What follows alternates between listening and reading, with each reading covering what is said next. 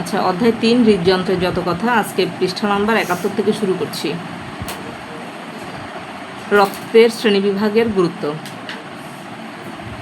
কোনো দাতার রক্ত গ্রহীতার, কোনো দাতার রক্ত মানে যে দান করছে, যে রক্ত দান করছে সে, কোনো দাতার রক্ত গ্রহীতার দেহে মানে যে গ্রহণ করবে সে, গ্রহীতার দেহে দেওয়ার আগে সবসময় দুজনের রক্তের গ্রুপ জানার জন্য পরীক্ষা করে নেওয়া খুব জরুরি। আমরা যখন কেউ কাউকে রক্ত দিই তখন হসপিটালে কি করে, আগে রক্তটা টেস্ট করে নেয় না?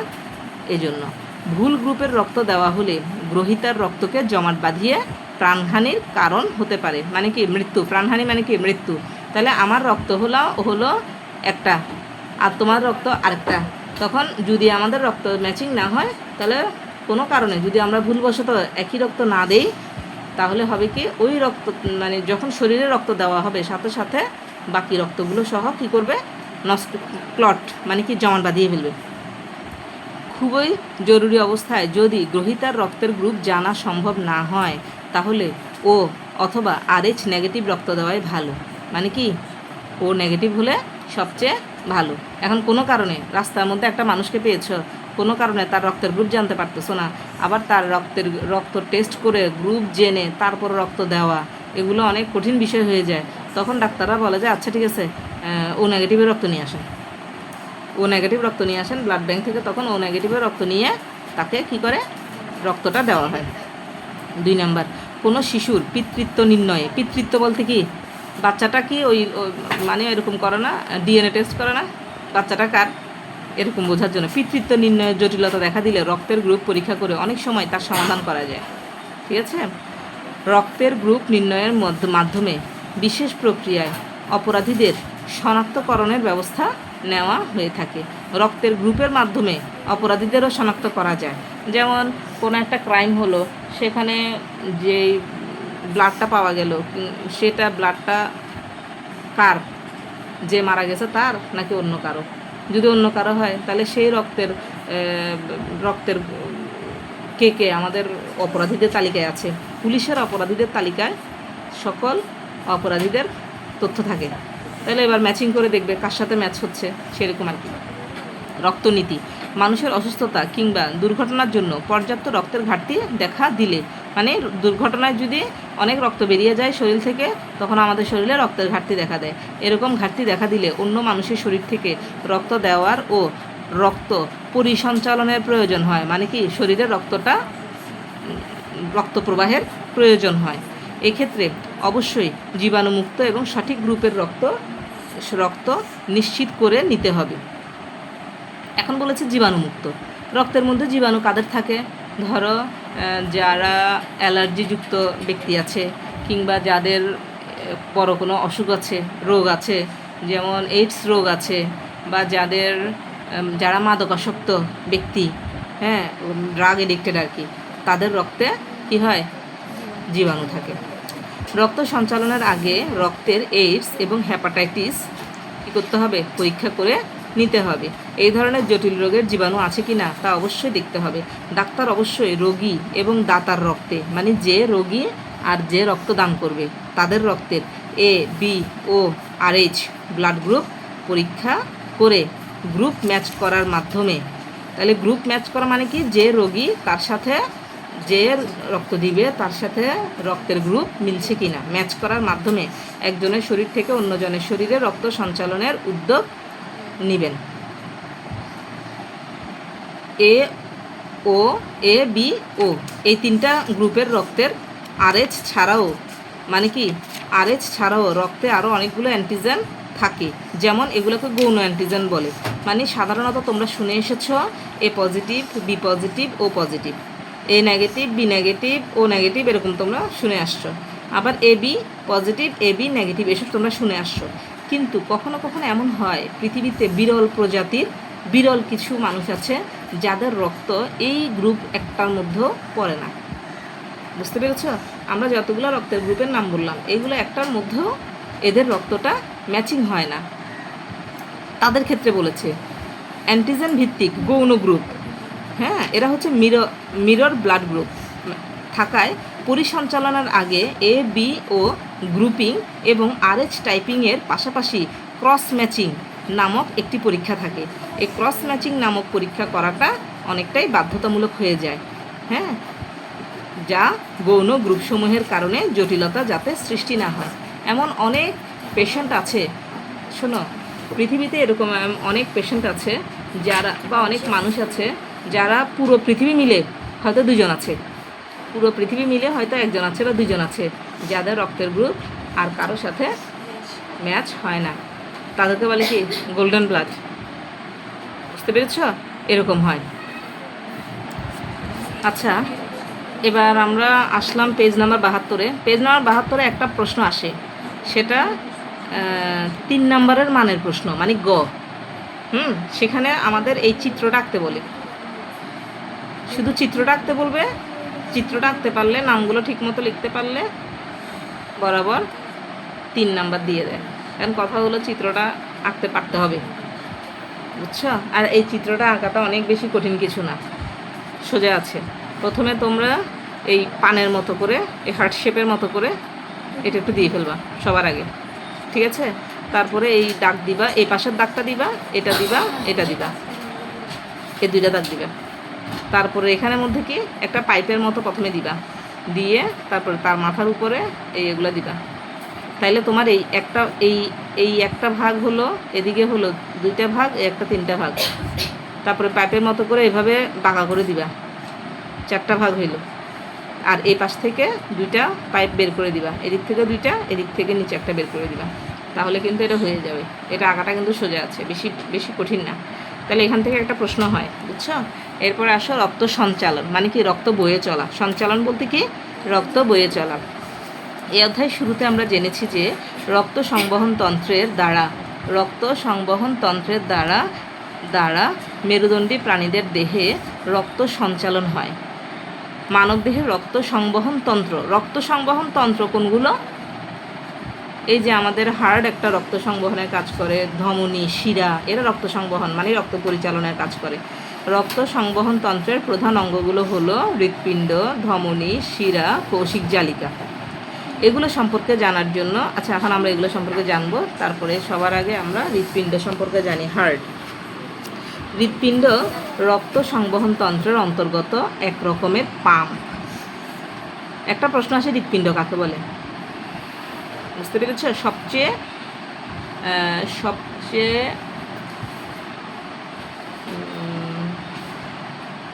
মোটা পেশি, মাংসবহুল পেশি হচ্ছে আমাদের হৃৎপিণ্ড। এই এমসিকিউটা আসে, যা তাহলে হৃৎপিণ্ড অনবরত সংকুচিত এবং প্রসারিত হয়ে সারা দেহে রক্ত সঞ্চালন ঘটায়। মানুষের হৃৎপিণ্ডে বক্ষ গহ্বর, বক্ষ মানে হচ্ছে আমাদের বুকের ভেতর, গহ্বর বলতে বুকের ভেতরে যে ফাঁকা জায়গাটা সেটাকে বলা হচ্ছে বক্ষ গহ্বরের ফুসফুস দুটির মাঝখানে, আমাদের দুই পাশে 2টা ফুসফুস না, 2 ফুসফুসের মাঝখানে মধ্যচ্ছেদার উপরে, মধ্যচ্ছেদা দেখাবো, এর উপরে অবস্থিত। হৃৎপিণ্ডের প্রশস্ত প্রান্তটির উপরের দিকে এবং সূচালো প্রান্তটির নিচের দিকে, মানে কি প্রশস্ত অংশটার উপরের দিকে আর নিচের সূচালো মানে এই নিচের এভাবে নিচের এই অংশটা, এটা একটু শেপটা একটু এরকম টাইপের আসছে না? হ্যাঁ, এই সূচালোটা হচ্ছে নিচের দিকে আর একটু চওড়াটা উপরের দিকে আর প্রশস্ততা নিচের দিকে বিন্যস্ত। হৃৎপিণ্ডটি দ্বিস্তরী মানে কি? দ্বি মানে 2, স্তরী মানে 2টা স্তর। হৃৎপিণ্ডটি দ্বিস্তরী পেরিকার্ডিয়াম পর্দা দিয়ে বেষ্টিত থাকে। উভয় স্তরের মাঝে পেরিকার্ডিয়াল ফ্লুইড থাকে, লিকুইড আর কি, যেটি হৃৎপিণ্ডকে সঞ্চালনে সাহায্য করে। মানুষের হৃৎপিণ্ড 4টি প্রকোষ্ঠ নিয়ে গঠিত। উপরের প্রকোষ্ঠ দুটিকে যথাক্রমে ডান এবং বাম অলিন্দ এবং নিচের প্রকোষ্ঠ দুটিকে যথাক্রমে ডান এবং বাম নিলয় বলা হয়। তাহলে 2টি অলিন্দের ভেতরকার প্রাচীর পাতলা, কিন্তু নিলয় দুটির প্রাচীর ও বাম নিলয় দুটির প্রাচীর পুরু মানে কি মোটা আর কি, পুরু এবং পেশিবহুল। ডান অলিন্দের সাথে একটি ঊর্ধ্ব মহাশিরা এবং একটি নিম্ন মহাশিরা যুক্ত থাকে। তাহলে আমরা একটু খেয়াল করি, আমাদের এই হৃৎপিণ্ডটাকে এখানে আমরা যদি এভাবে দুটো ভাগে ভাগ করি, তাহলে দেখা যাচ্ছে যে এই পাশটা হলো আমাদের বাম সাইড আর এই পাশটা হলো ডান সাইড। তাহলে ডান সাইডে ডান অলিন্দ, বাম সাইডে বাম অলিন্দ। এখন এদিকে দেখো, এই ডান অলিন্দ এই নিচের দিকে মহাশিরা নেমে গেছে, নিম্ন মহাশিরা, আর এদিকে উঠে গেছে ঊর্ধ্ব মহাশিরা, মহাধমনী, ফুসফুসীয় ধমনী। মানে এই ধমনীটা সরাসরি কোথায় গেছে? ফুসফুসের দিকে গেছে। তারপরে ফুসফুসীয় শিরা, এই শিরাটা ফুসফুসের দিকে গেছে। আর এটা হচ্ছে বাম অলিন্দ, এটা ডান অলিন্দ, এটা বাম অলিন্দ। তার মানে এই উপরের অংশ আর নিচের অংশ হচ্ছে এরা, এটা নিলয়, ডান নিলয়, আর এটা বাম নিলয়। তাহলে দেখো এখানে ভিতরে কয়টা শিরা চলে গেছে? মহাশিরা এখানে একটা আছে, ফুসফুসীয় ধমনী আছে, আর দিকে ঊর্ধ্ব মহাশিরা, নিম্ন মহাশিরা। এটা উপর দিয়ে গেছে, এটা নিচে দিয়ে গেছে। এগুলোর নামগুলো মনে রাখলে পরীক্ষায় যদি এগুলো লিখতে পারো, আঁকতে পারো, নামগুলো ঠিকঠাক মতো দিতে পারো, ভালো মার্কস আসে। তাহলে আমাদের এটুকু পর্যন্ত বোঝা গেছে। এরপরে আসি আমরা এই চিত্রটা একটু দেখি। দেখো এখানে ভিতরে আমাদের ধমনী এবং শিরার চিত্র দিয়েছে। এই চিত্রটা খেয়াল করো, এখানের মধ্যে এর পুরুত্বটা কেমন আর এখানের পুরুত্বটা কেমন। এটা দেখো একটু বেশি মোটা না? হ্যাঁ, আর এখানে কি একটু মোটা কম। এর গহ্বরটা মানে ফাঁকা অংশটা, এখানে গহ্বরটা একটু ছোট তুলনামূলক, আর এখানকার গহ্বরটা একটু বেশ বড়। এটাকে আবার একটু করে ভেতর দিকে ব্যবচ্ছেদ করে দেখিয়ে দিয়েছে, একটু ভেতরটা কেটে দেখিয়ে দিয়েছে যে ভেতরটা কেমন। এই যে এটা হচ্ছে কপাটিকা, এরকম কপাটিকা। চাইলেই কি হতে পারে না, যা কিছু চলে যেতে এখান দিয়ে এটার সাথে পারে না। সাধারণত দেখা যায় যে আমাদের শরীরে যখন রক্তনালীগুলোর ভেতরে চর্বি জমে যায়, তখন এই ছিদ্রপথটা মানে এই গহ্বরটা চিকন হয়ে যায়। ঠিক আছে, আরও মনে করো আরও চিকন হয়ে আর ছোট হয়ে গেল, অল্প হয়ে গেল, চারপাশে চর্বি জমে গেল, তখন মানুষের রক্ত চলাচল অসুবিধা হয়ে যায়। বুঝতে পেরেছ? রক্ত চর্বি জমে গেলে খুবই অসুবিধা হয়ে যায়। এরপরে আসো, বাম নিলয়ের সঙ্গে 4টি পালমোনারি শিরা যুক্ত থাকে। পালমোনারি শিরা কয়টা? 4টা যুক্ত থাকে। ডান নিলয় থেকে ফুসফুসের ধমনী আর বাম নিলয় থেকে মহাধমনীর উৎপত্তি হয়েছে। আমরা একটু আগে ফুসফুসীয় ধমনী আর মহাধমনী পড়েছি না? এই যে এখানের মধ্যে আমরা একটু আসি, এই যে এটা হচ্ছে মহাধমনী আর এটা হচ্ছে ফুসফুসীয় ধমনী। এবার আসো ধমনী। যেসব রক্তনালীর মাধ্যমে রক্ত হৃৎপিণ্ড থেকে দেহের বিভিন্ন অংশে বাহিত হয় তাকে ধমনী বা আর্টারি বলে। তাহলে আমরা এখান থেকে একটা প্রশ্ন পাচ্ছি, ধমনী কাকে বলে? তবে এটা মনে রাখবা, ধমনী এবং শিরার পার্থক্য পরীক্ষায় আসে। সাধারণত এটা 2 নম্বরের প্রশ্নে আসে। মানে কি? খতে আসে। আবার এখন যেহেতু তোমাদের একটু সংক্ষিপ্ত প্রশ্ন আছে, সংক্ষিপ্ত প্রশ্নের মধ্যেও কি আসে? এটা আসে। এবার দেখো ধমনীর প্রাচীর পুরু বলতে আমরা বুঝেছি কি একটু মোটা। 3টি স্তর, এই যে আমরা 3টি স্তর পাবো, এই যে 1টা স্তর, 2টা স্তর, 3টে স্তর, 3টি স্তর। 3টি স্তর থাকে, 3টে স্তর দিয়ে গঠিত। এদের গহ্বর ছোট, ধমনীতে কোনো কপাটিকা থাকে না। এই দেখো এইখানে যেমন একটা কপাটিকা আছে, এই যে এটা, এই অংশটা আবার এখানে থাকে না, ধমনীর মধ্যে থাকে না। তাহলে ধমনীতে কোনো কপাটিকা থাকে না, ফলে ধমনী দিয়ে রক্ত বেগে প্রবাহিত হয়। মানে কি? দ্রুত, ধমনী দিয়ে রক্তটা দ্রুত যেতে পারে, কারণ এরকম কপাটিকা নাই, ওকে বাধা দেওয়ার মতো কেউ নাই, তাই খুব দ্রুত গতিতে চলে যেতে পারে। ধমনীর স্পন্দন আছে, একটা ছন্দ আছে। ধমনীর শরীরের বিভিন্ন অংশে ক্ষুদ্র ক্ষুদ্র শাখা প্রশাখায় বিভক্ত হয় এবং এদের শাখা ধমনী এবং